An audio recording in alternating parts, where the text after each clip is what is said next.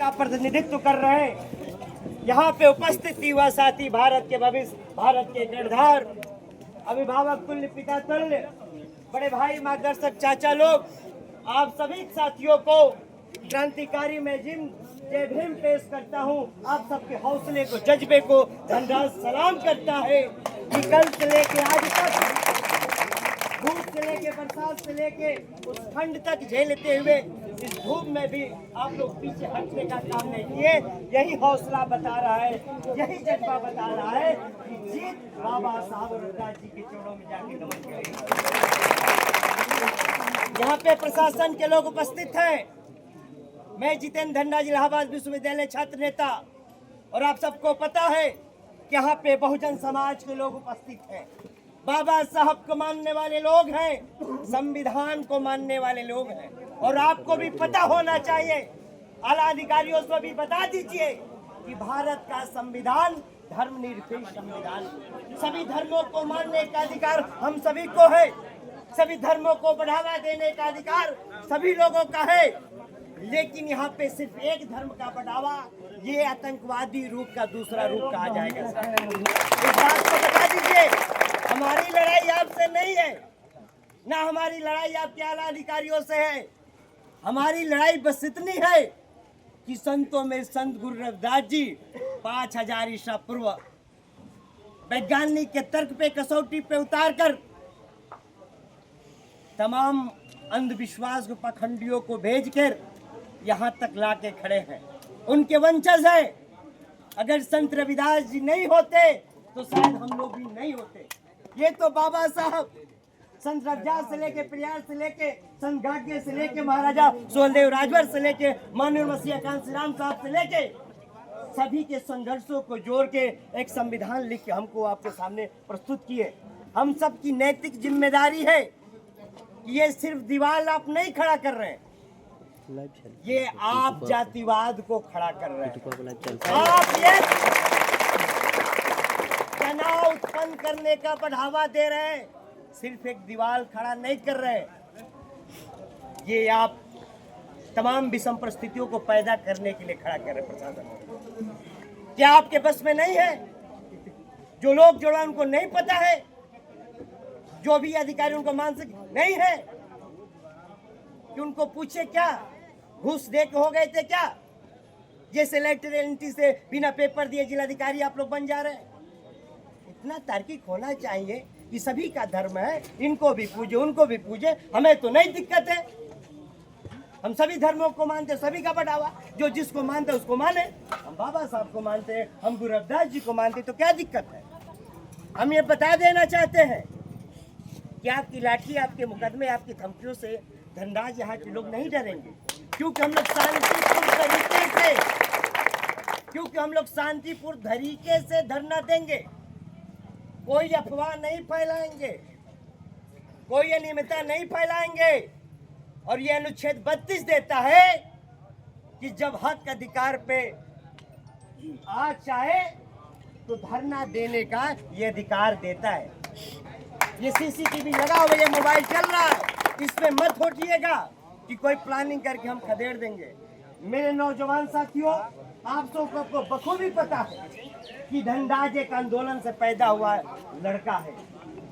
हम लोग शांतिपूर्ण तरीके से धरने को चलाएंगे, और ये दबाव प्रशासन पे पड़ रही है, और ये पड़ेगा, ये लखनऊ तक भी बात जाएंगे। एक तरफ 14 अप्रैल को योगी आदित्यनाथ कहते हैं कि सभी बहुजन महापुरुषों को मैं मानता हूँ, बाबा साहब को नमन करता हूँ, और फिर जब आता है संत रविदास जी के तो आप जाते हैं बनारस में नतमस्तक होने के लिए।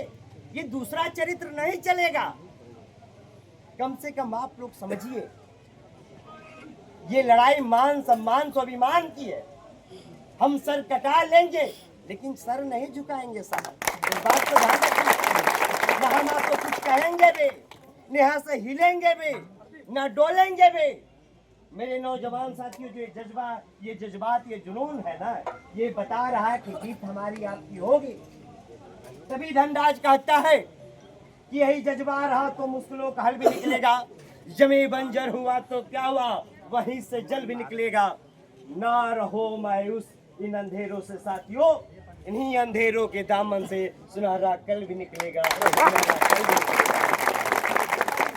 धनराज सदैव आपके साथ कदम से कदम मिला के चलेगा। मैं बेलथरा से भागे भागे आया, वहां पे भी तमाम कार्यक्रम बाबा साहब का चल रहा है, लेकिन ये भी आंदोलन जरूरी है। ये गाजीपुर एक शहीदी की धरती है, इतिहास हमको पता है, लेकिन आप सभी गांवों से मैं निवेदन करूंगा साथियों, ये हमारी लड़ाई आखिरी दिन नहीं है। हम लोग शांतिपूर्ण तरीके से 5 लोग ही धरना देंगे, लेकिन देते रहेंगे। ये धरने का एक प्रारूप होता है। अभी हमारा कभी कंसन चल रहा है, ये 4 दिन 5 दिन 1 महीना तक चलेगा। हम लोग इलाहाबाद में 2-2 साल हम लोग धरना चलाए, फीस वृद्धि के विरोध, बेरोजगारी के खिलाफ। कभी हम लोग पीछे नहीं। अंतिम लड़ाई अगर लड़ना पड़ेगा तो भूख हड़ताल पर हम लोग बैठेंगे, लेकिन पीछे हम लोग हटेंगे नहीं साथियों। और जितने भी आपके दोस्त मित्र रिश्तेदार हैं, सब लोग सोशल मीडिया पे डालिए कि महार की सरजमी पे आइए, आपकी बहुजन विरासत खतरे में है। बात सिर्फ ये गाजीपुर की नहीं है, इस धाम की नहीं है, बात एक बहुजन विचारधारा को खत्म करने की। जब विचारधारा ही खत्म हो जाएगी तो हमको आपको रहने से क्या फायदा होगा। लेकिन फिर ये निवेदन करता हूँ कि शांतिपूर्ण तरीके से संयम शब्दों का प्रयोग करके इस धरने को लगातार हम चलाते रहेंगे। जरूरत पड़ी तो भूख हड़ताल में भी तब्दील करेंगे, उसके आगे भी धरने का तमाम प्रोसीजर है, लेकिन हम लोग इस धरने को खत्म नहीं करेंगे। और मैं बता देना चाहता हूँ कि आला अधिकारी से बता दीजिए कि बहुजन समाज के लोग हैं, हम लोग तो बिना खाए भी सोए रहते हैं। इसमें तमाम किसान के लोग हैं, जब शाम को जाते हैं, जब 5 किलो राशन खरीदते हैं तो उनके घर में चूल्हा जलता है, किसी दिन नहीं चलता है, सोए रह जाते हैं। हम लोगों की तो आदत है 2 दिन 10 दिन 4 दिन पानी पी पी के हम लोग रह लेंगे, लेकिन जब विचारधारा ही नहीं रहेगी तो हम लोग नहीं रह पाएंगे साथियों। इसलिए हाथ जोड़ के मैं निवेदन करता हूँ, मेरे दोस्तों मेरे मित्रों, घबराना नहीं है, जीत ठोकेगा। और लक्ष्य जो होता है त्याग मांगता है, समर्पण मांगता है, सबसे बड़ी धैर्यता मांगता है, जो धैर्यता हम आप बना के रखे साथियों। तभी मैं कहता हूँ कि राह में मुश्किलें बहुत है, पर ठहरता कौन है। राह में मुश्किलें बहुत है, पर ठहरता कौन है। अरे मौत कल आती है, आज आ जाए, डरता कौन है। तेरे लश्करों के मुकाबले जंगे मैदान में हम लोग अकेले खड़े हैं। और जंगे मैदान में होगा कि संत रविदास जी अमर रहे और बाबा साहब अमर रखेंगे। मरता कौन है साथियों। हम लोग लड़ेंगे, हम लोग जीतेंगे, इसमें कोई बुराई नहीं है। हम सबको पता है, इतिहास गवाह है, भीमा कोरेगांव इतिहास गवाह है, महार आंदोलन इतिहास गवाह है, बाबा साहब की कलम चली तो संविधान लिखा गया, ये इतिहास गवाह है। हम लोग कलम के बल पे इस लड़ाई को जीतेंगे, हम लोग पीछे हटने वाले नहीं है साथियों। पुनः यहाँ पे उपस्थित विशेष रूप से अपनी माताओं को, अपने युवा साथियों को, अपने मित्रों को, अपने दोस्तों को, बड़े भाई चाचा जी सभी लोगों को बहुत बहुत धन्यवाद, बहुत बहुत आभार कि आप इस कदम से कदम मिला के चल रहे हैं। धन्यवाद। जय भीम, जय संविधान, संत रविदास जी। नारा बोलो।